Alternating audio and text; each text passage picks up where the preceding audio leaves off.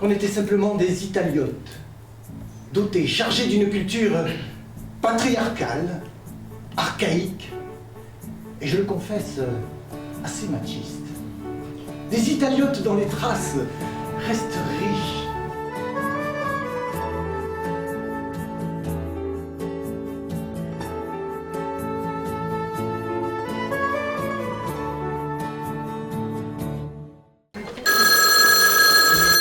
Pronto? Non ti sento qui. Pronto? Ma chi è? Pronto Brancaleone?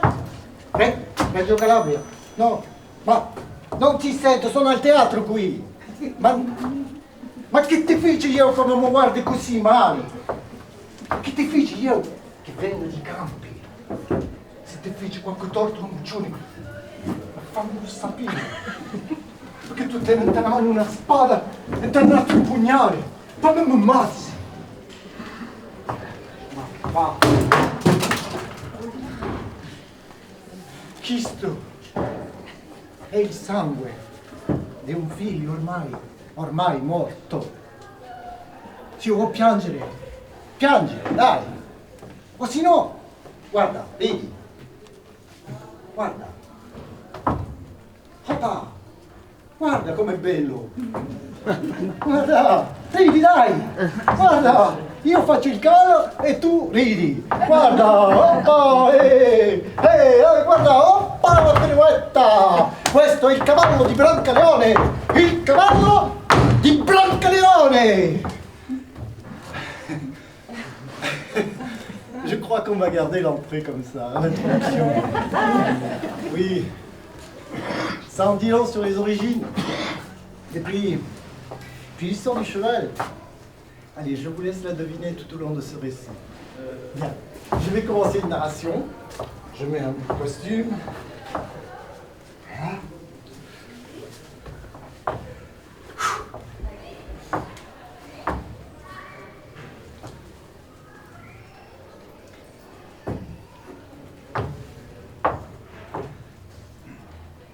Je m'appelle Olindo, prince de Calabre, fils de Peppina, descendant d'Eleonora Staiti. J'ai dans ma tête une enfance. J'ai dans ma tête mes parents calabrais, réfugiés dans le sud de la France. La France. Vive la France! Regardons-les, mes 4 frères. Tiens, eux sont nés au pays. Ils sont présents aux côtés du père, dans son labeur quand tout le matin. Oh, je le vois encore sur sa bécane, là. Sur sa moto-bécane, partir, tâcheronner pour des semaines de 105 heures. Oui, 3 fois 35 heures. Le jour sur l'échafaudage, et la nuit dans l'eau, à démanteler des épaves au fond des ports.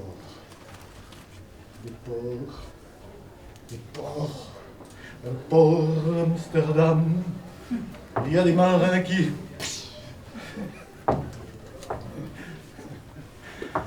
Regardez là cette famille. Des doigts se pointent sur elle. Des doigts se pointent sur moi. Ah, c'est vrai. Il est vrai qu'on n'avait pas très l'air catholique, on ne se brossait pas les dents comme au cinéma. Mais on sentait bon la brillantine. Et quand on sent bon la brillantine, eh bien on n'est pas des bâtards. On n'est pas des sales geeks. On n'est pas des sales polacs, même quand on est calabrais. En fait, cela m'a permis de m'interroger sur qui nous étions. Et surtout de quelle planète nous étions tombés. Et je compris, beaucoup plus tard, qu'on était simplement des Italiotes, dotés, chargés d'une culture patriarcale, archaïque, et je le confesse, assez machiste. Des Italiotes dont les traces restent riches et méritaient d'être exhumées, mais encore, faut-il savoir creuser. J'ai creusé donc sans aucun savoir la farce tragique de mon histoire. Je fonçais sans le savoir vers là d'où je venais. Barca, imbarcazioni, passeur, merendine da mangiare, colazione, niente, mai niente. Ma cadavre galleggiante, si. Les cadavres flottants. Oui, vous savez, ces cadavres que l'on voit passer à la dérive. Et que l'on ne va même pas dénoncer par peur d'être inculpé. Ça, oui. Je trouve ça injuste. Comme je trouve injuste d'entendre ses parents se justifier de ne savoir ni lire ni écrire.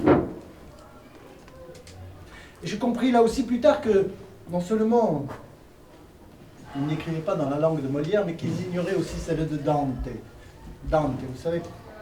Si, Dante Alighieri. Lasciate una speranza, voi che entrate. Lasciate ogni speranza, voi che entrate.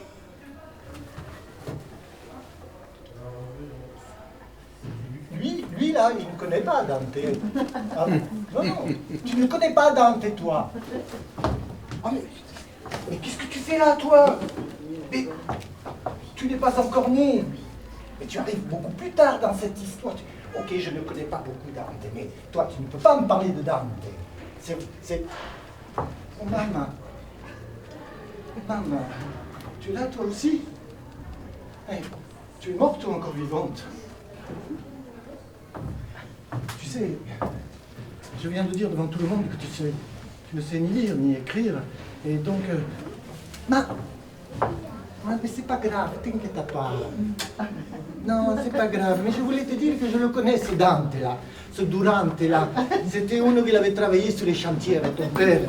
Si, je le connais. Et je connais aussi parce que je regarde à la télévision, je connais à Bourvil, Fernandel, Jacques Martin aussi, je le connais. Je connais... Ah, celui-là, comment il s'appelle déjà? Qu'il a les cheveux frisés, là, qu'il est un... Tu sais, à Michel Drucker. Il est bravo, lui, ce Michel Drucker. Tu sais, tu devrais aller le voir, hein, parce que lui, je suis sûr qu'il peut faire quelque chose pour ton théâtre. Non, il va t'aider... Non, maman, ça suffit, hein. Non, mais c'est vrai, quoi. À chaque fois, Michel Drucker... Alors, notre un fils, présent, mais pas encore né. Une mère morte, toujours présente.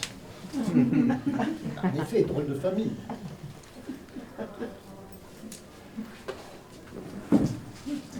Mais moi dans tout cela, là, comment vous annoncer ce que j'ai à vous dire? Eux sont là, parce qu'ils sont à la fois, eh bien, mon avenir, mon passé, mais à vous tous, laissez-moi vous confier quelque chose.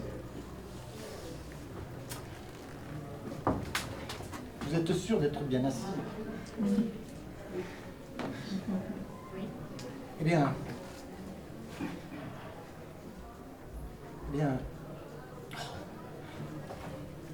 je suis enceinte. Oui. Et oui, de lui. Oh, mais la première tentative avait échoué. Il faisait beau. L'Italie, énorme désir. L'exaltation. Oh, le ciel bleu, le soleil azzurro. Azzurro, il cielo blu è troppo azzurro. È lungo per me. Embryon 1. Coincé dans la trompe. Retour à Paris. Gynéco. Hosto. Célio. Aspiration. Compression. Dépression. L'inferno. L'inferno. Embryon 2. Tiens-toi bien. Ce fut toi. Je veux te raconter parturience. Je veux te parler de mon accouchement et comment j'ai vécu l'extraordinaire et singulière expérience d'être un père-mère. Oui, j'ai été un géniteur, génitrice. Un vrai maman. Enceinte. Ah. Un vrai maman enceinte. Laissez-moi vous conter ce premier chapitre-là. Il s'agit de essere o non essere, par exemple. Je l'ai nommé Genesis. Au commencement était le Verbe. Oui, mais quand même, là, Bien avant le verbe, il y a eu la semence, non? Mais oui, les spermatozoïdes par millions, un flot, un torrent, une marée, et tous vont mourir, tous, sauf un. Toi. Ou toi. Ou toi, là-bas. Toi. Et oui, pour vous, les messagers de la vie, mais ça a été le début d'une véritable aventure. Oui, d'une véritable aventure, d'un rendez-vous galant. Oh, grande navigatore che sei, agitant ton flagelle, mais tu progresses.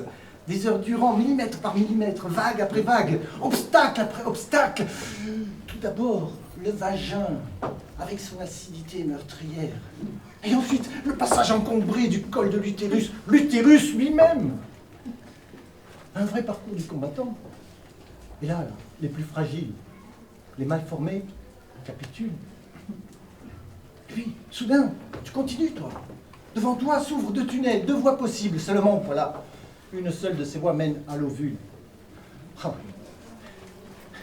Cette course est perdue, là, à la vie. Elle ne dépend pas que du hasard. Mais non, le hasard, c'est l'errance. Et puis, tu continues, et tel Ulysse sur le stretto de Scilla. De puissants courants freinent les navigations.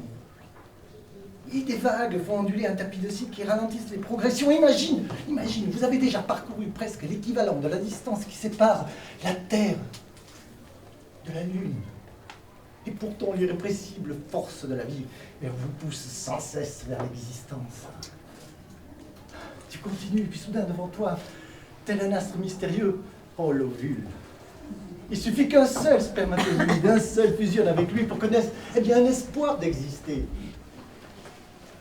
Ultime frénésie, soudain, l'un d'entre vous, toi, ou toi,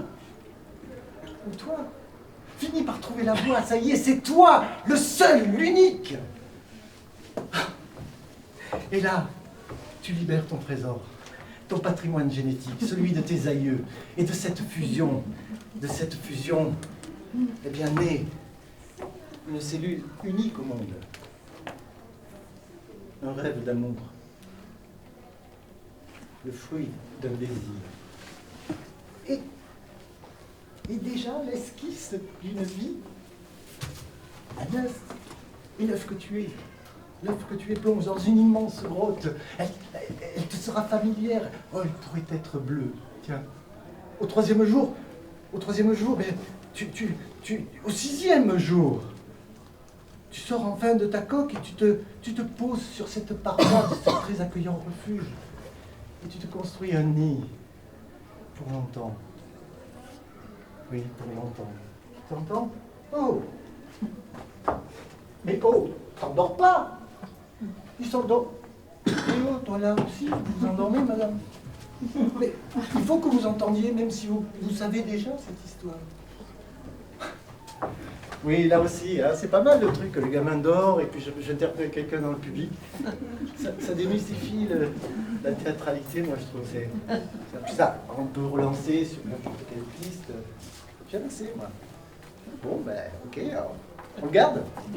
Allez, on valide. Prochain chapitre. Alors, je vais vous parler de la grossesse. Ma grossesse. Oui.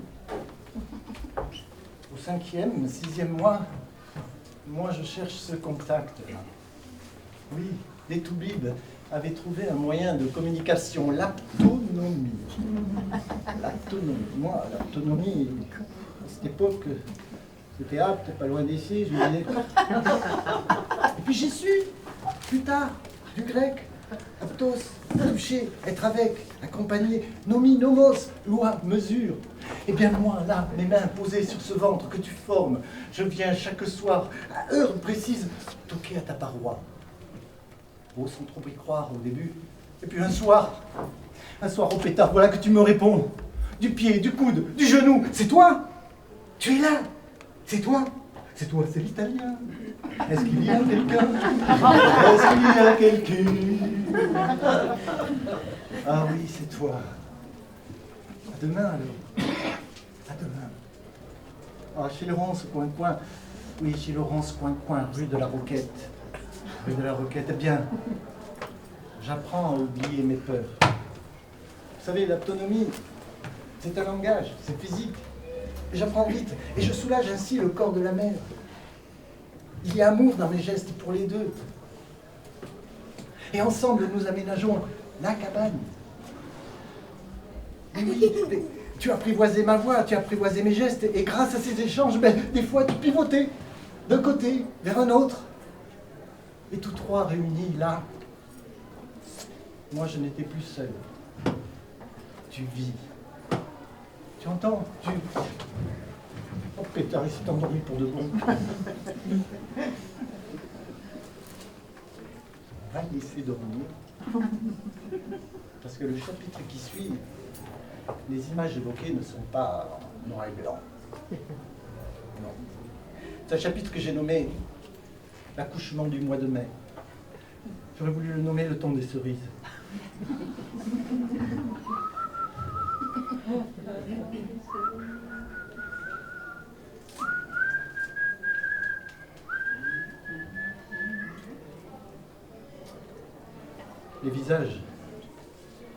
Les visages se crispent et ils se tendent par le sérieux de la situation. Tu ne bouges que rarement, depuis un soir, plus rien.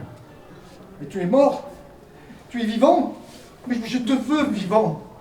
Angoisse, hosto, vite. Surtout n'abandonne pas, n'abandonne jamais. Tout tombe. Oh, le monitoring me dit que tu es vivant. Oh, merci Dieu, merci Zeus. Tu vois, toi, c'était la cuisse. Eh bien, moi, ce sera le ventre. Mais là, sur le coup, les blouses blanches, elles ne nous laissent pas repartir. Allez, mesdames, messieurs, on déclenche l'accouchement, hein. Ça commence, c'est les douleurs. Ah ben oui. Ah, au fait, ce n'est pas toi qui as choisi, qui a décidé le moment de ton arrivée. Mais non, ce sont les autres. Les toubibs, les blouses blanches, Charlotte. Oui, Charlotte, bien sûr. Charlotte, sur blouse, chaussons verts, moi je suis vert. 12 heures que ça dure et cette porte qui ne s'ouvre pas.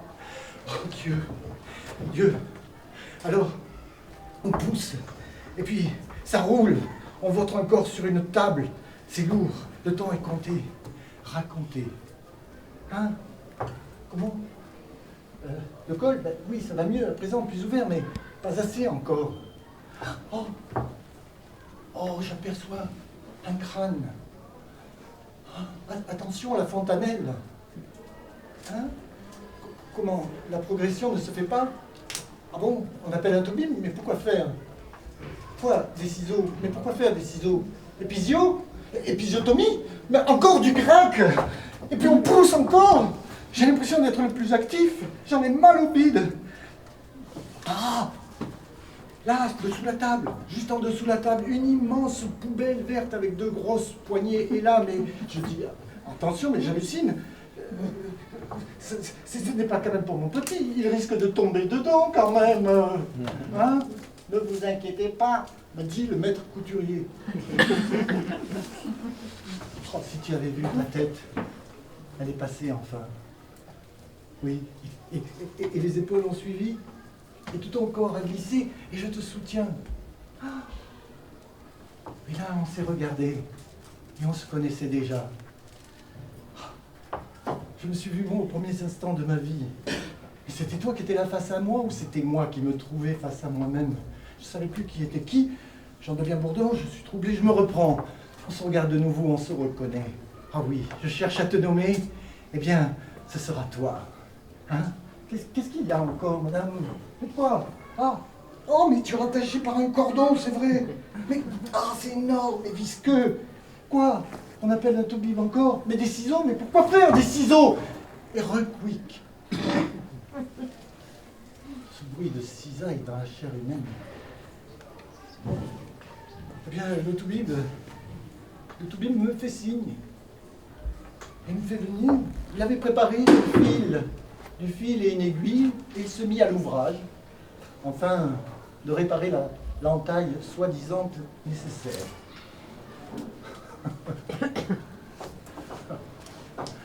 Ah, le bonheur!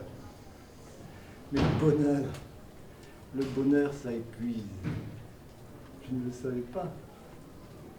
Nous veillerons cette nuit, et les nuits suivantes, et d'autres encore. Ces 3 années de l'existence, là, ces 3 années de notre existence, les premières, sont primordiales. Moi, j'ai provoqué la chance, eh bien, je l'ai saisie. Et il était temps. Oui, il était temps. Je suis maçon, tout comme mon père. La construction, les chantiers, ça me connaît finalement. C'en était un. C'était une chance. Mais ça a eu un certain prix, vous savez. Oui, j'ai payé le prix fort. J'étais devenu un loser dans mon métier. Oh, lui, c'est un loser. Ah. Ben oui. Vous vous rendez compte, j'étais devenu un loser parce que j'avais choisi de suspendre mon métier pour devenir un père-mère. Mais alors, dans ces conditions, si toutes les femmes, toutes les mères se sentaient... Ben non. Moi, je les vois debout, offensives. Ben, tout comme toi, maman. Fragile et forte à la fois, mais debout. Hein? T'as vu, ça t'épate, hein? Mais oui. Tu ne dis rien? Allez, tu abandonnes, là? Alors, je raconte. Je nous raconte.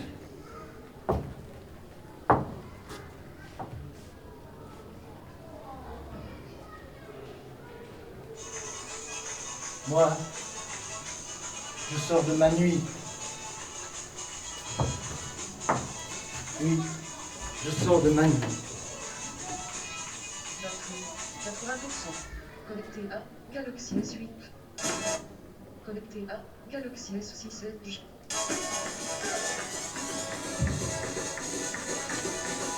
Credici, ti sta guardando, ti sta solo guardando, ma tu la puoi vedere. A onde ci sono cieli blu, campi verdi, Ida. Un sciato cade sopra la faccia, Ida, e ancora Ida. Où scrusci l'erba secca, le bruit dans l'herbe séchée. Ou quand un uccello, le chant de l'oiseau, Ida, è sempre Ida, elle est toujours là. E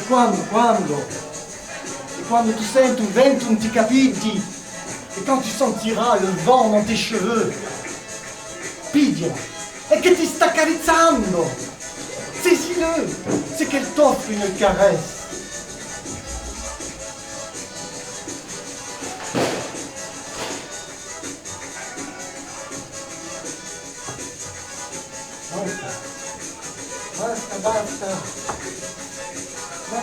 Basta con sta musica, ti ho detto basta, la può fermare questa musica, basta, no, come si ferma, non si ferma mai, ti ho detto basta, figlio, lasciami con questa musica,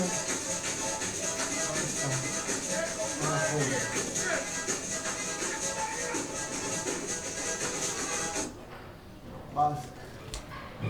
Grazie. Je suis fatigué.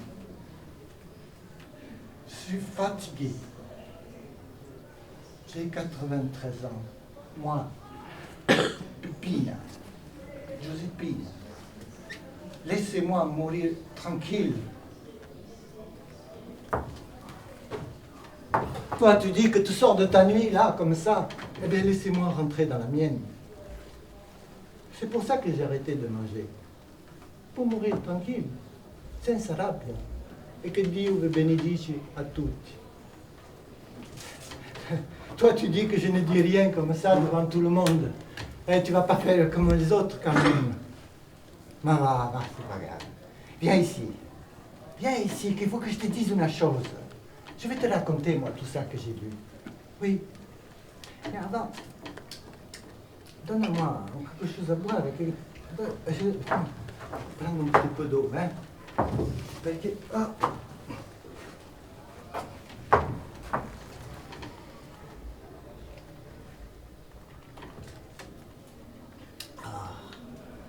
Merci.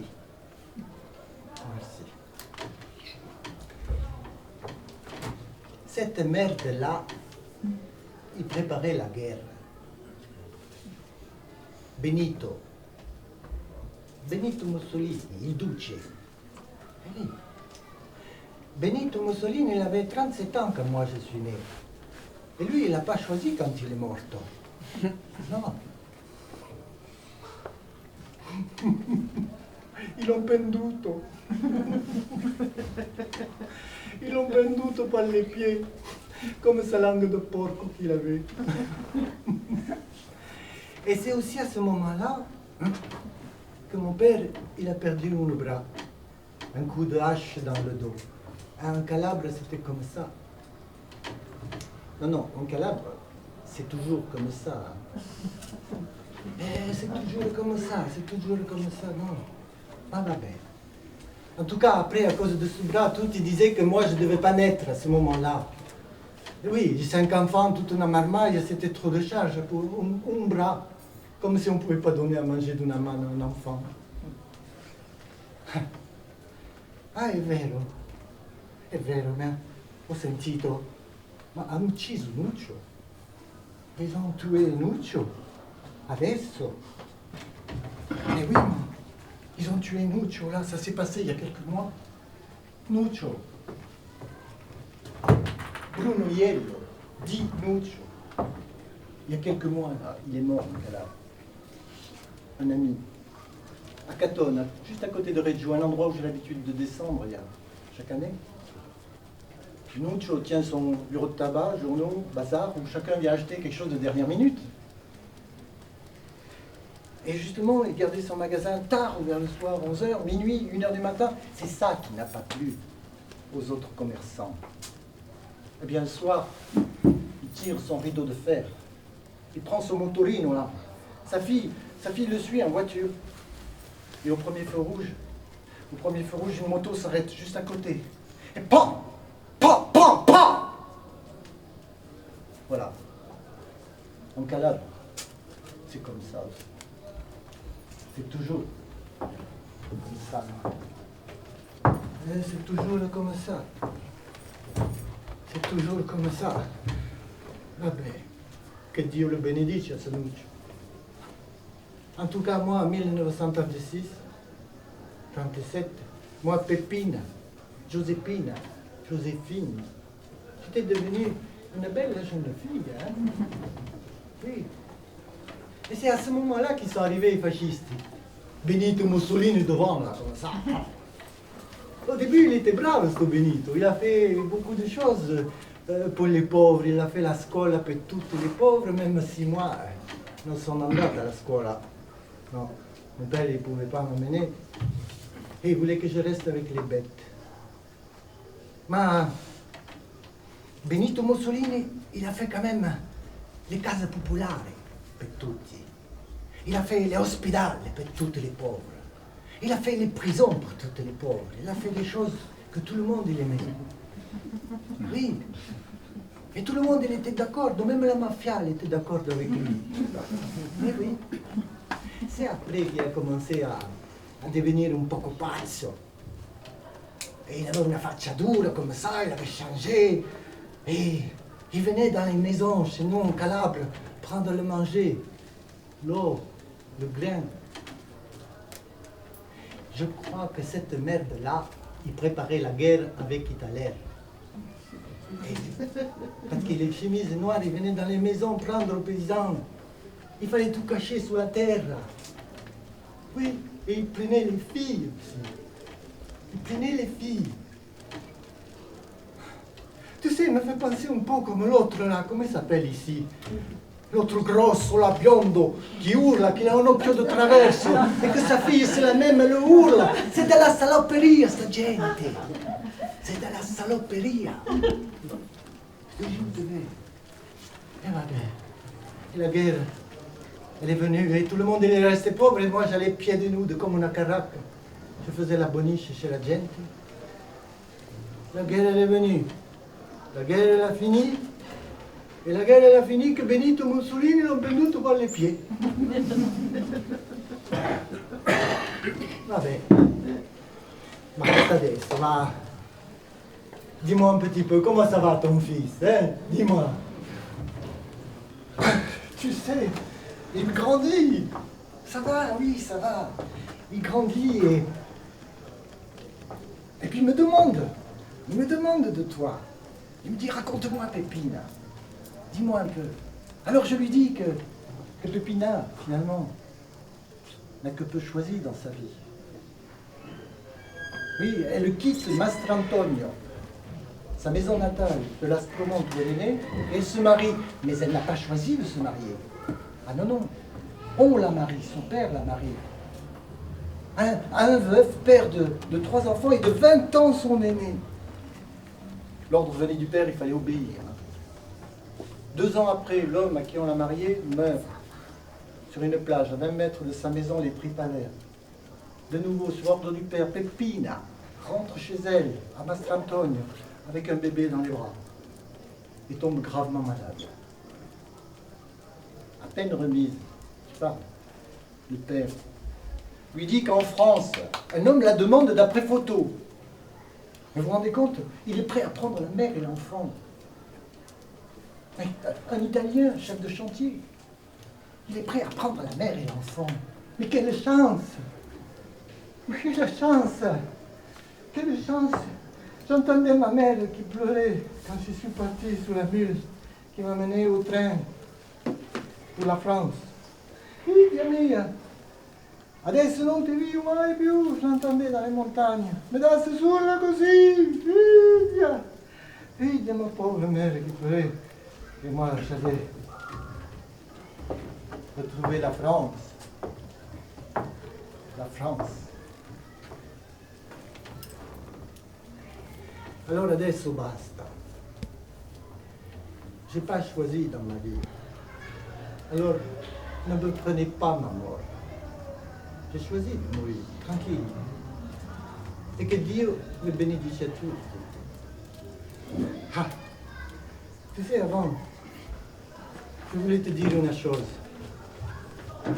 Tu sais, mon fils, ti voglio bene. Oui, je t'aime beaucoup. C'est bien tout ce que tu fais là, ton cinéma, ton théâtre, toutes tes choses. Mais je voulais te dire une chose et il faut que tu me promettes une chose. Il faut que quand tu vas à Paris, il faut que tu ailles voir Michel Drucker, parce que c'est lui qui fait la télévision le dimanche et qui peut... Ah non, ça suffit, arrêtons avec Michel Drucker, quoi, maman. C'est vrai, quoi. Non, mais, attends. Quelqu'un aurait le téléphone de Michel Drucker? 06, on l'appelle tout de suite comme ça, là. Autant non, j'ai une autre idée. Je prends mon cheval, là, du Brancaleone, celui du début. Et puis je monte à Paris et je dis, allez, bonjour, monsieur Michel Drucker. Oh, c'est moi, le principe di Calabria. Et alors, moi aussi, je veux monter sur le divan rouge, comme ça. Hein? Ben oui, qu'est-ce qu'il y a? Je veux parler de moi un petit peu. Vous avez un chien, moi j'ai un cheval, on peut trouver un échange, quelque chose, là. Non. Ce n'est pas cet acteur que je voulais vous dire. No. Io mi sognavo di essere un Marcello Mastroianni, un Vittorio Gassman, anzi un Totò, il principe. Ma facendo così non sono nemmeno che un pagliaccio. Hai capito? Allora ti prego, je prie. Je prie pour que Pépina, encore de là-haut, me protège désormais. Toi qui m'as si souvent et définitivement abandonné. Et ce que j'avais voulu, c'était les mosaïques implacables de l'Italie. Les bleus qui, cessant d'être froids, coulent en absinthe et se reprennent en émeraude, en grotte bleue de Tibet. Oh, j'ai péché, oui. J'ai péché par orgueil, emporté par des danses rituelles, mêlant en un exquis désordre les danses acrobatiques égyptiennes et les numéros de force du lido. Mais de Paris à Riace, les bleus encore aimaient les rouges sans pudeur. Je confondais dire El Medina et le music hall. Des banquets de deuil pharaoniques avec les fêtes votives. J'étais assouvi et rieur, et je voulais le dire. À présent,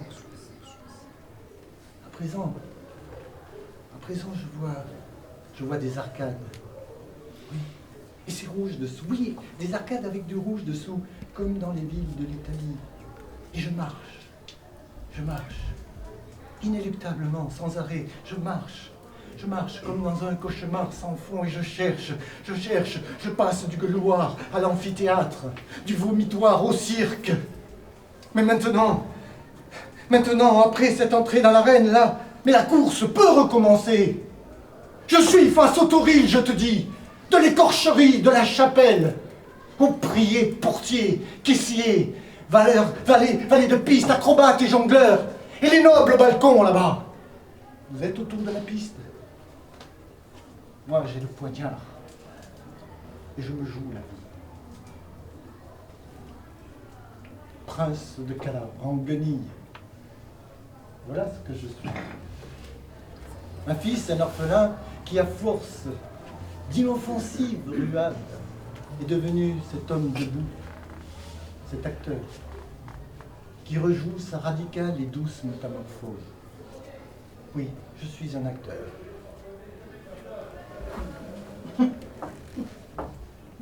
C'est vrai? Lequel vous faites? Celui de la reconnaissance, du bon reflet, le classique, l'écorché, le génie, le vénard, ou le tocard. Oh tiens, celui qui est inspiré par le manque, ou la solitude, ou peut-être, je dis bien peut-être, l'abandon. Mais vous m'avez tellement manqué, follement, éperdument, douloureusement. Devais-je disparaître alors, hein? J'étais un père, j'étais une mère, je l'ai choisi ce métier. Allez, n'y a-t-il pas de l'authenticité dans ma comédie? Certes, de l'intranquille, mais de l'authenticité. Ah là là. Mais j'ai côtoyé les vivants, oui, les plus beaux, les plus grands. Godard, Hubert Godard, le danseur. Nicolas Gessner, tiens, le cinéaste, astronome, oui, qui, malgré son œil de cyclope, lui, m'a réellement vu. Oh, Yves Robert le bon, qui a ce qu'on croit être la moindre des choses, le respect de l'autre. Gérard Houry, oui, Gérard Houry. Oh non, pas Gérard Houry. Oh non, lui, je l'ai trucidé dans sa caravane. Eh oui, j'ai tué Gérard Houry. Je suis la cause de la mort de Gérard Houry, figurez-vous. Ah mais oui, je m'autorisais tout. Quel culot, quel débutant surtout. Ah, je frappais fort du sabot, hein, même si je n'avais pas le cuir assez épais. Comment j'ai tué Gérard Houry? Oh, ben... Houry me convoque un soir de tournage. Place de l'Étoile, dans sa caravane, il cherche un acteur. Et donc, il m'interroge à des fins de savoir qui je suis, ce que je vaux, hein, ça se fait.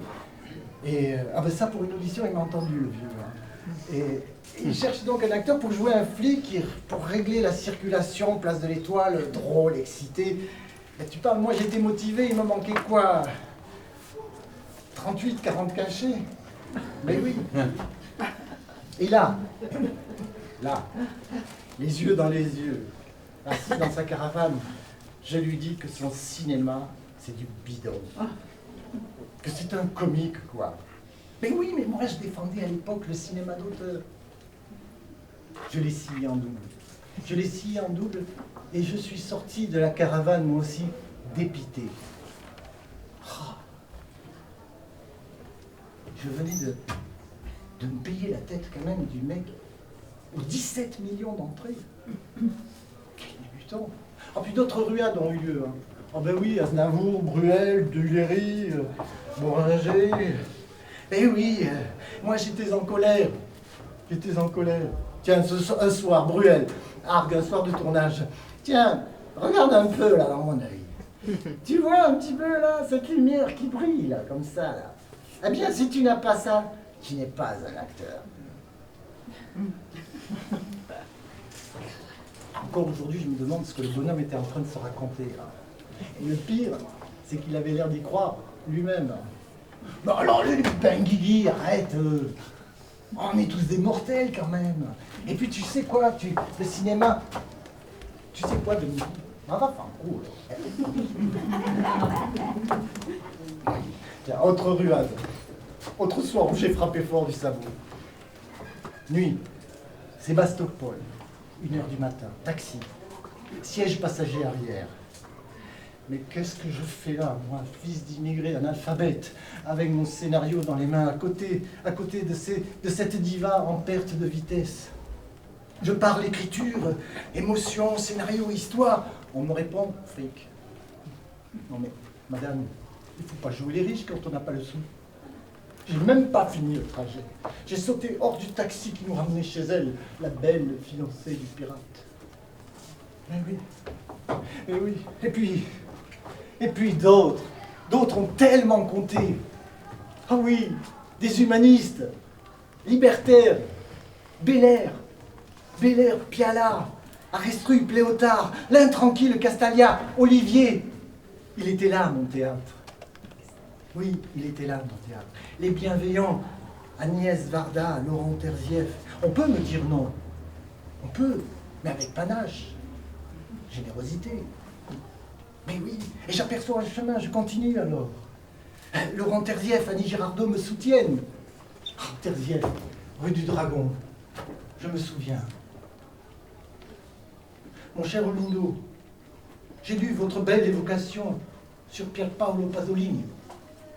Et je partage votre sujet, votre émotion sur cet homme que j'ai aimé et que j'aime toujours. Il n'était pas seulement l'homme blessé, traqué, qui s'exprimait dans la poésie. C'était aussi un humaniste qui construisait une œuvre.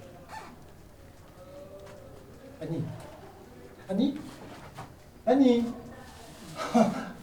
Oh les cœurs Annie Girardot, oh les cœurs me disait-elle avant d'entrer dans son silence.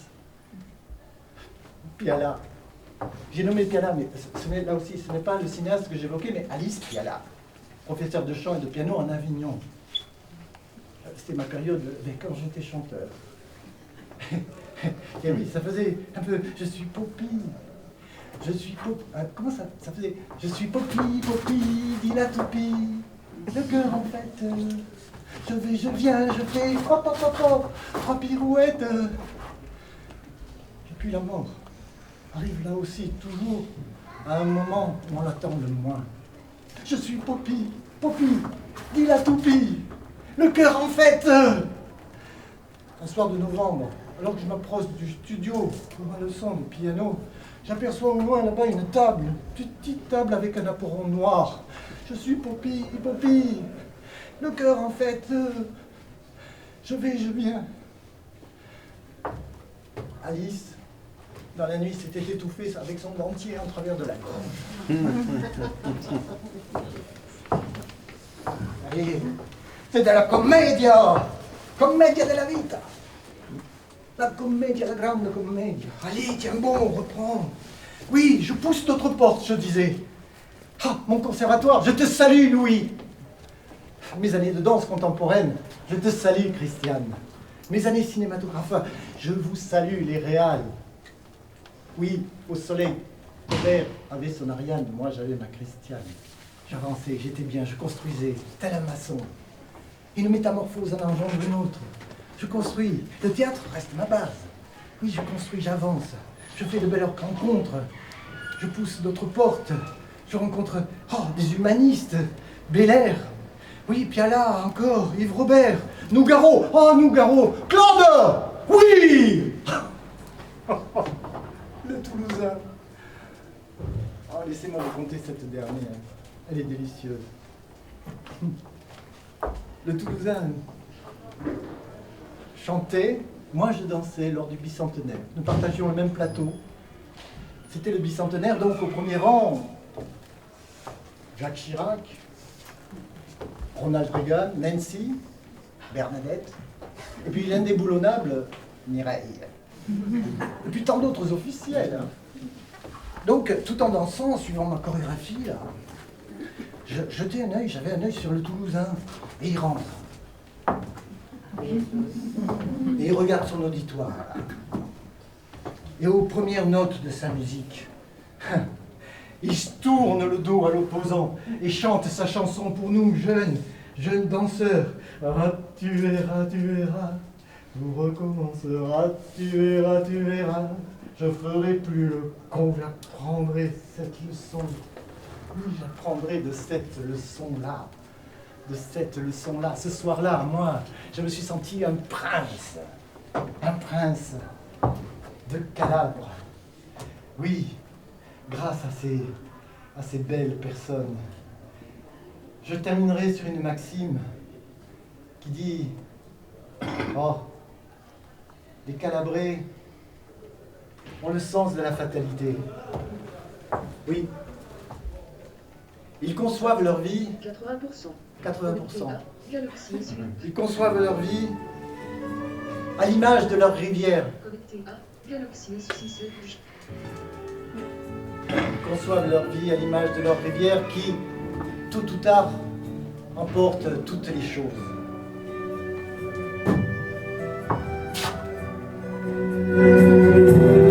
Dai! Commedia della vita! Vi saluto!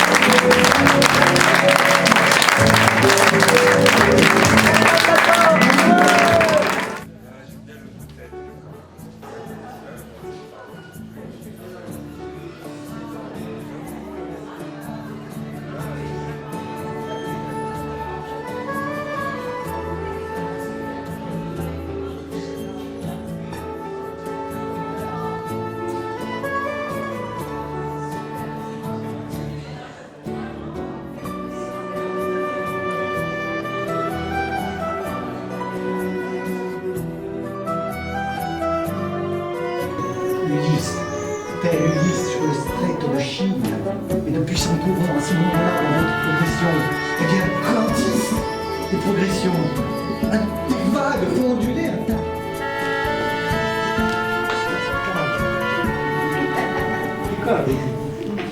Il cavallo di Brancaleone sta tornando.